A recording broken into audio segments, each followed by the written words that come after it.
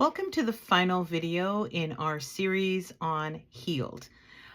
This series we put together because we found that there was a lot of conversation happening with our clients about what life is supposed to look like on the other side of therapy.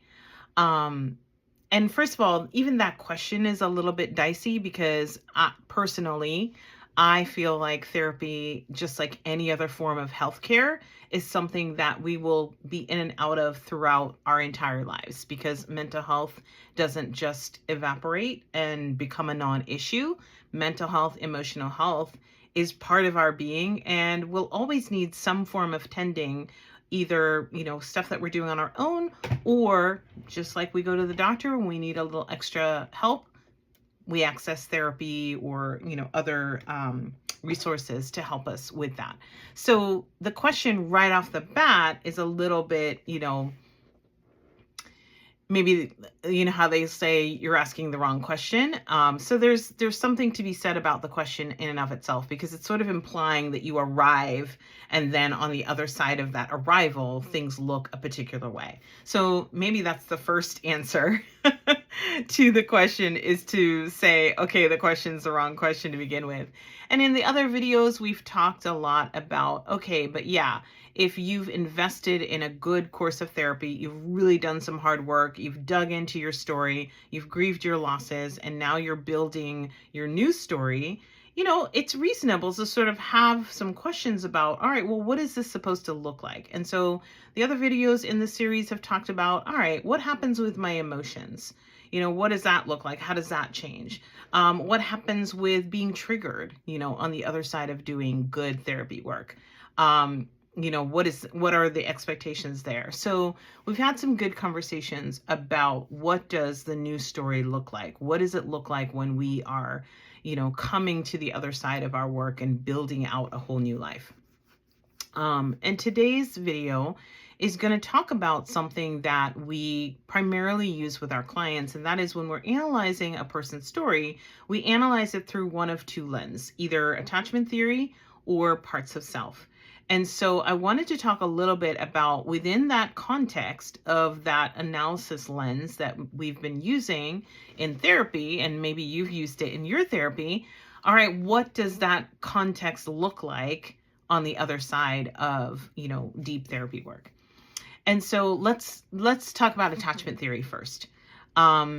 If you've worked with me or with Justin, we've told you that nobody is one-dimensional. Nobody uses one attachment style all the time. So that's really important to remember off the bat, is that we kind of cycle through all four attachment styles, most of us, but the goal is, on the other side of therapy, is that if we grew up with primarily favoring an insecure attachment, then our goal on the other side of therapy is to start building out more of a favoring of secure attachment, right?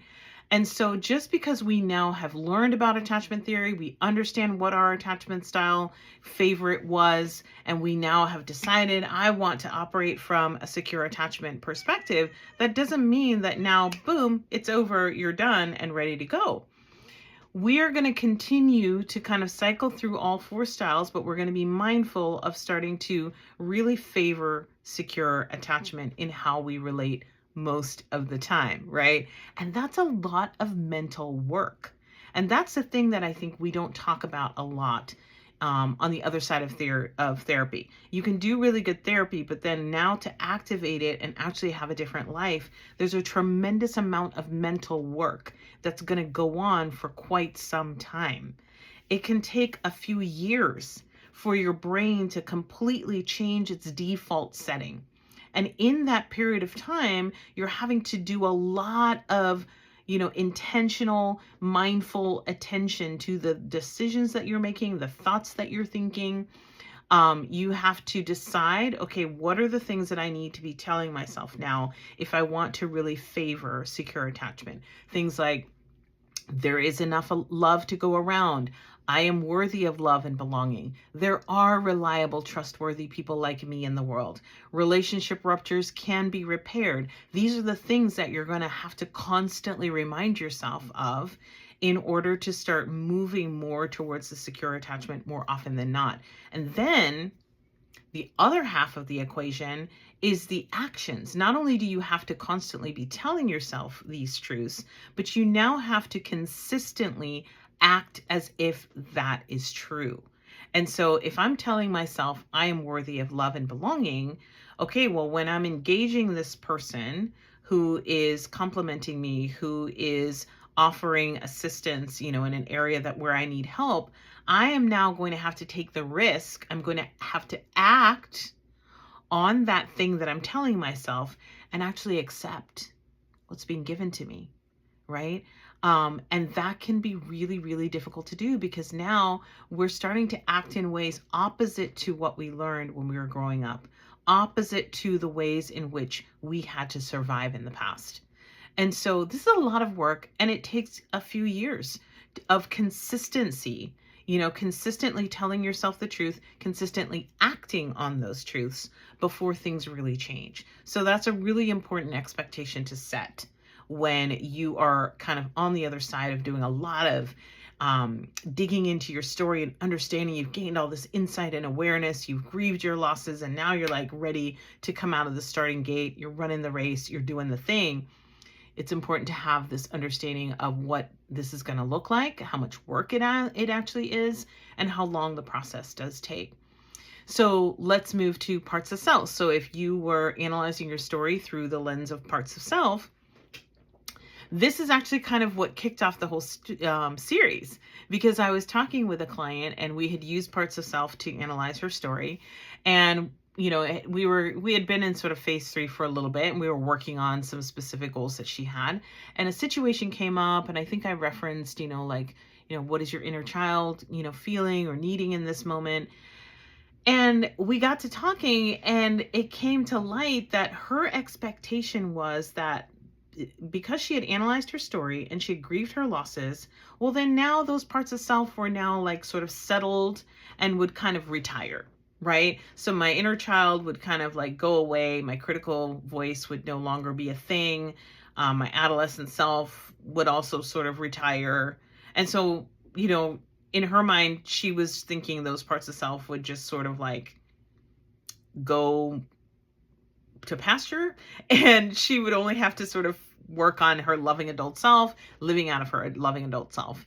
And so it was that conversation that made me realize, we need to talk more about this. We need to talk about what healed looks like, what healed feels like, what work comes with healing, and how it looks different, And so the reality is, and this is what we ended up talking about, was your parts of self remain. By definition, your parts of self are the versions of you that existed in childhood, in adolescence. It's the part of you that was kind of programmed by voices and messages in your world about what was going to keep you safe and what was going to make you lovable and worthy. And so they continue to be who they are inside of you. But now the difference is you have a loving adult self to tend to the other parts.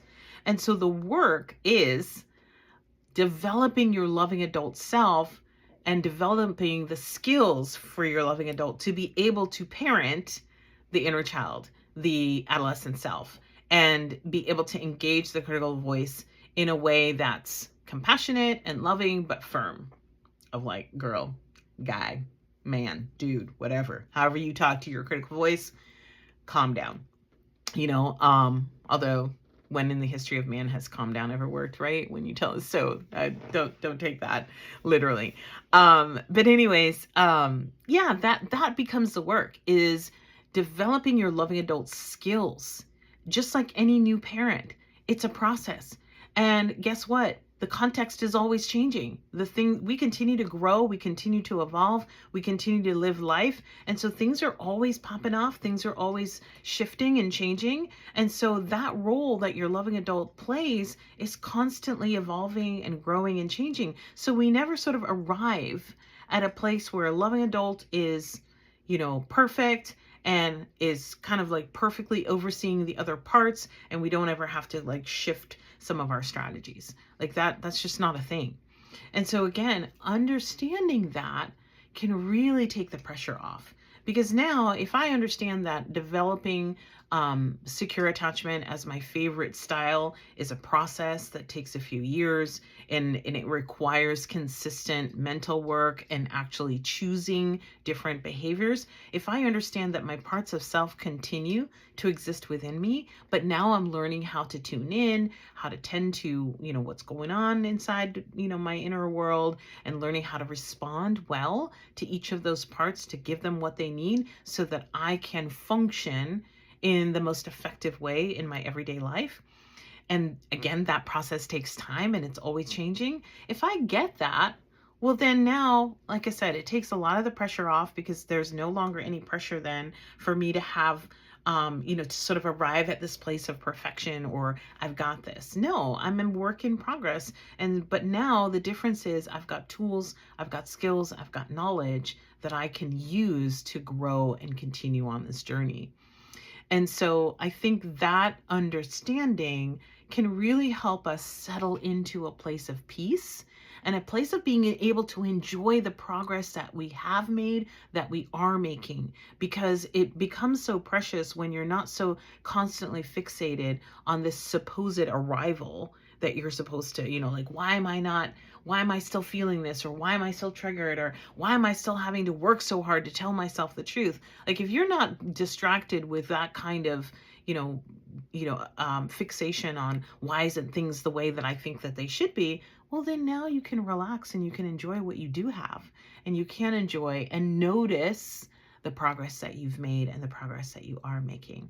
So I hope this series has been helpful. I hope that it's helping to set realistic expectations, which again, take the pressure off of you and allow you to just relax and, kind of like sink into the journey and not feel like you're doing it wrong or there's something wrong with you. All right. So, yeah, hope that helps, and stay tuned.